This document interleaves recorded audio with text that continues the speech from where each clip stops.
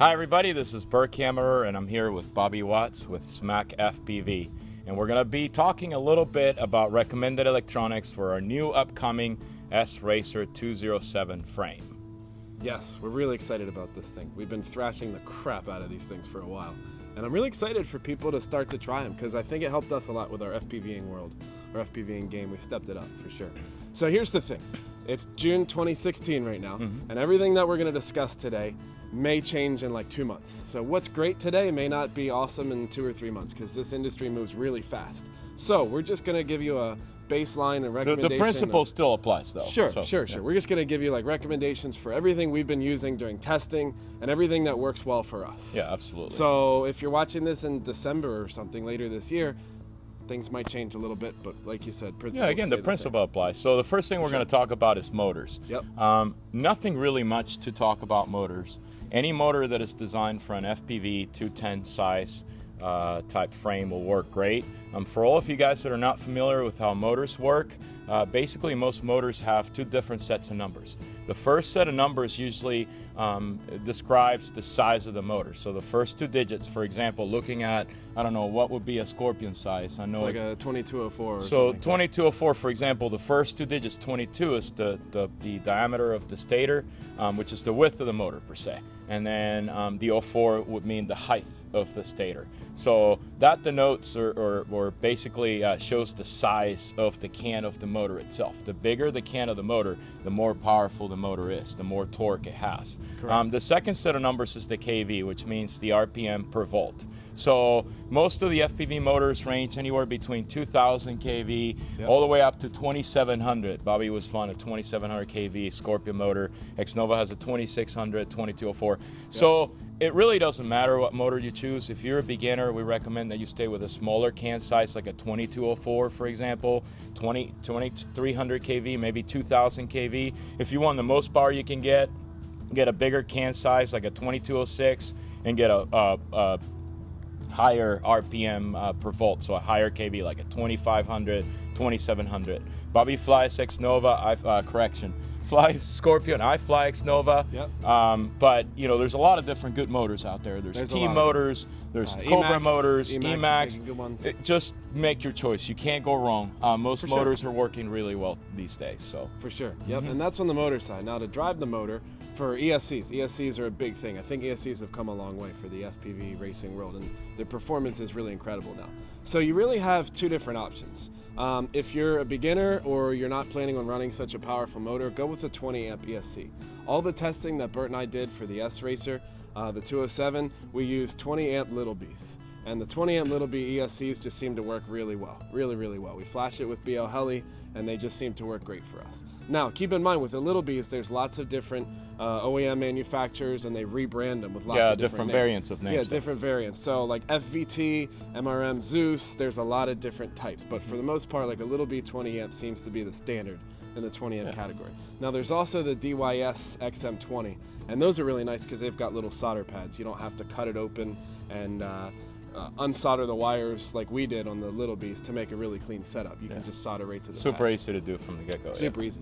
Now if you're going to run a higher kV motor, so maybe a kV higher than 2,300 or above, you might want to look into a 30 or 35 amp ESC. And the ones we're recommending similarly is the DYS XM30. That one seems to be really good. We're also hearing great things about the Emax Lightning S 35 amp. That one's new on the market. We haven't tested yet, but we might be old by the time you watch. But but it's good stuff apparently. And also the UBAD 30 amp Angry Beast. We hear those are really good. So for recommended ESCs, we're looking at those. And then up next, we're going to talk very quickly about the PDBs. PDB stands for Power Distribution Board. Your sRacer 207 will ship with a PDB. It's a very basic PDB, but it allows you to solder everything into the PDB itself, into the Power Distribution Board, and then basically create as its name implies, a way to distribute your power throughout your quad. The one that we give you, it's a pretty basic one. You can use it right out of the box as it is, but you're going to need a regulator, at least one regulator for your flight control board. Every single flight control board out there requires 5-volt input. So if you're flying a 3S battery pack or a 4S battery pack, you're going to have to regulate the power going to your flight control board. So you need to get a regulator. Our board, our PDB, is designed to accept a Polalu regulator. And if you look at the screen, we're going to provide you URLs and names for these items. Yep. But basically, you purchase a Polalu 5-volt regulator, you solder it onto our PDB, and you basically plug it into your flight controller. Some flight controllers have a built-in regulator, so you don't even need that Polalu if you're going to use certain controllers, and I'm going to talk about that here in a second.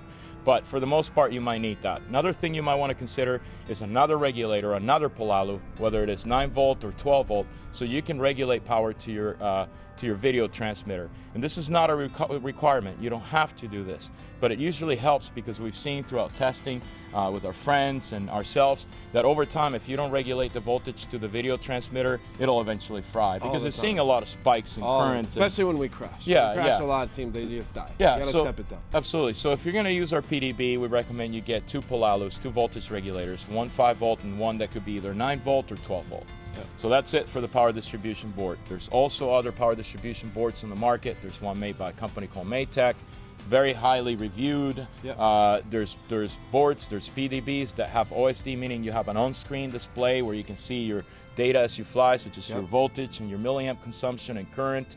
So there's a lot of different options, but the one that comes with our kit will suffice. So that's it for power distribution boards. For sure. In addition to that, we have, of course, the flight controller. For flight controllers, if you want to go low budget, you don't want to spend a lot of money, and to be honest with you, for us, we've tested a lot of these, and they all, you know, unless you're an expert racer or whatever, you might not even be able to tell the difference. Yep. We can't tell the difference. So for a value, you can go with an F3 board made by Foxier. I believe it retails in the $20 range. Very popular board, very easy to set up. You can go with a Naze Type 5 or Rev 5. There's a Naze Rev 6. We encourage you to stay away from it because we've heard reports that some people have had issues, but the Naze Rev 5 is a good deal. Yep. And if you want to go with the higher end type of the board, the flight controllers, then you can go with a SPF 3.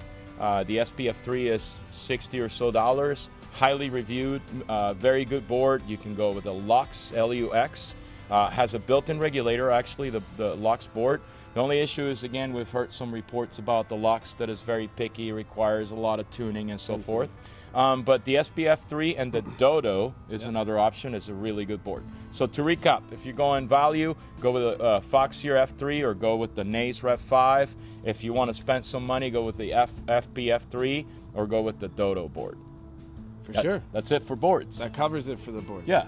And so also we're going to look at some of the other like FPV equipment, so the video and then sending that back to the ground station, which is a separate topic in itself. Yeah. But anyway, for the camera, so we designed the sRacer 207 to fit the HS1177 style cameras. Mm-hmm. Now with that, it's kind of like the Little Bees where they've been rebranded a lot.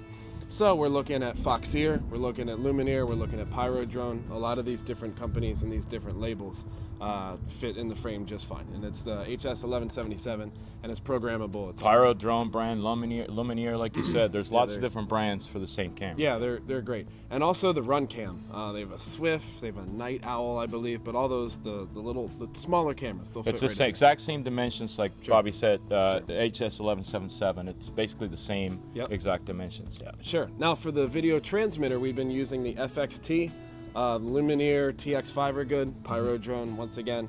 It's all like it's all kind of the same thing. Kind of rebranded, and we made the frame exactly to fit that. So the zip ties fit perfectly. You can change your channels easily, and the wiring's nice and clean, and it's awesome. Now for the power, there's many different powers worth of power outputs. Power outputs, right. So for the VTX, so you can choose between 25, 200, 600 milliwatt. We run 200 because we're always racing with everyone, and 200 is the standard for racing. Yeah, it's a good combination, so you don't shoot other people down, right. You don't overpower everything, but at the same time, it's plenty of power. Yeah, for sure. And then antennas as well. So for antennas, we're looking at Triumph, Spironet. And there's so many brands. Immersion RC ones are great. I mean, there's a lot of different. The antenna is something that they need to fly and test themselves because most of them perform well. It has more to do with how they handle crashes more than anything. Really. Sure. So antennas really just give it a shot. All of them we fly are about the same. Yeah. I think for sure. Anything else? Two last things. Number one, battery. So what battery to run? Anywhere between 1,000 milliamps and 2,000 milliamps. To be honest with you, I mean, any battery really will work. It boils down to your flying style, how fast you want to go. how long you want to fly for, and how much control you have over the FPV experience itself. Right. So if you're a beginner, 3S works perfect. Anywhere between 1300 milliamps to 2200 milliamps will be great. For sure. If you're an advanced pilot, you're an expert racer, you want more power, 4S, again, anywhere between 1300, and I wouldn't push it to 2000, but I would do 15 to 1600 tops. So we're both flying Pulse batteries. They perform great. Yep. Pulse 4S 1550 is a great choice. Awesome. So that's great for that. Awesome pack. Last but not least, props. Yep. So for props, of course, the sRacer is a 210 size, so 207 size. It's designed to run 5-inch props. Most popular size of quad out there. Yep. Any 5-inch prop works. Yep. If you're a beginner, start with a 2-bladed prop, less thrust, a little bit more controllable. Yep. 2-blade prop on 3S is a great platform for a beginner. Sure.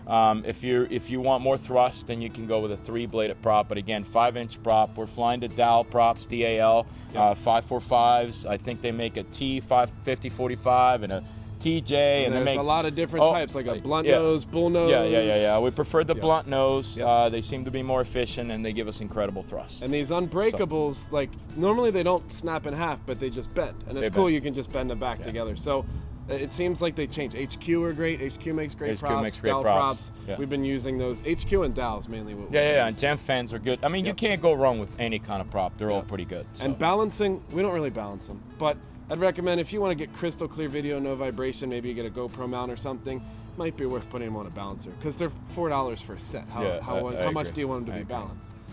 So that's it. So soon we're going to have a build video as well, showing you how to put this thing together. So I hope that at least with these few tips, you guys can go out there and start buying what you need to build your new sRacer. Yeah, for sure. Hopefully this helped you guys out, and we apologize for the thunderstorm. Yeah. We had some thunder in the video. Yeah. So from the sunshine, the stormy Sunshine State. Correct. We thank you for watching our video recommending equipment.